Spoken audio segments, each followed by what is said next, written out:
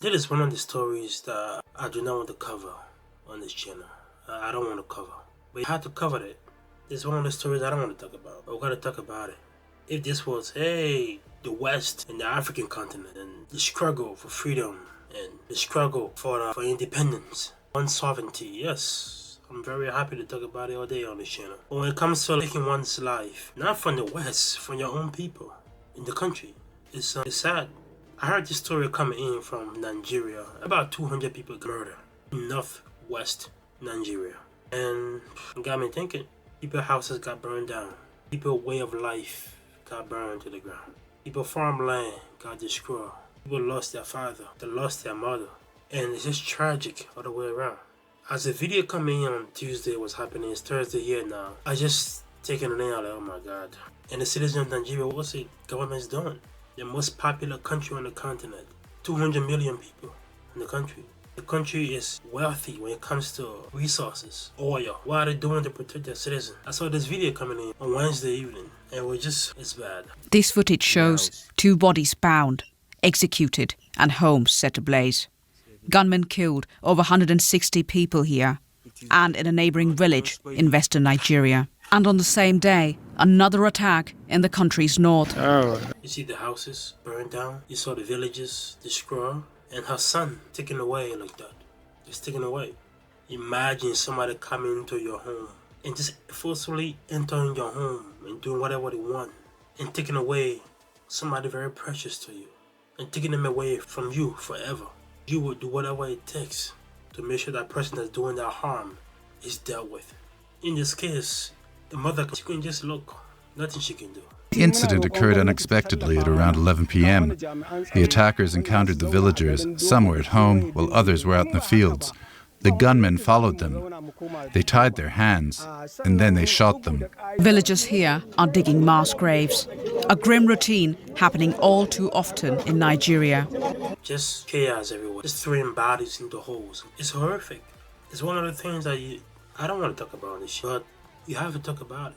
You know, people even in Nigeria, some of them that live in that area, desperately want some form of government intervention. After this occurred about 9 to 10 hours before the Nigerian government began to show some form of help. After those military groups have already destroyed everything, hurt innocent families, destroyed homes, destroyed the whole way of life. We got help about 10 hours after. What you coming to do after 10 hours of problem have been displayed? What are you about to do? You about to comfort that old lady? You about to guard and protect? It's not the first time it's happening. It happened back before Christmas of 2025. President Trump threatened to send troops in Nigeria. When that happened before, what the government was doing? Why they couldn't send troops to help the people there? Why they have to wait and stall until now? This huge massacre has happened. So slow to do stuff, but when it comes to tax money, when it comes to giving your tax and paying your taxes, they want that thing on time, or to protect their own citizens, they drag their feet to do so. The attackers remain unidentified, as no group has yet claimed responsibility. Nigeria is battling multiple security threats, criminal gangs known as bandits, and Islamist insurgency, clashes over land, and separatist tensions. These attacks come as a small team of US troops have arrived in Nigeria to support intelligence and training efforts. Africa's most populous nation remains under intense international scrutiny. President Trump has approved a small amount of people, of the US military to go into Nigeria and help. No, you can talk all kinds of things you want about, but you didn't know how to do this. Besides, it's African killing African. It's not about West no more. It's not about black and white. It's not about taking one independence or taking one, survival to live or one culture. It's pretty much just extreme military groups enter into a country and just hurting their citizens. How did they enter the country? When this happened before, what steps did the government take to protect the people? These people are not government officials. They are not soldiers. They are just normal day people, normal day citizens, just like you and I, that want to live their life in peace. That want to worship whatever they want to worship. You don't come into somebody, area of dwelling place and want them to obey your rules in terms of who to worship. I have lots of Muslims friends, and they are good people. Just for knowing them, great people. But I always think, why most of these extremist groups are Muslims? No?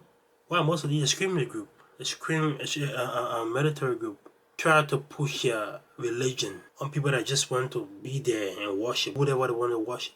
Why do they always tend to be Muslims? So, what is the takeaway from this video?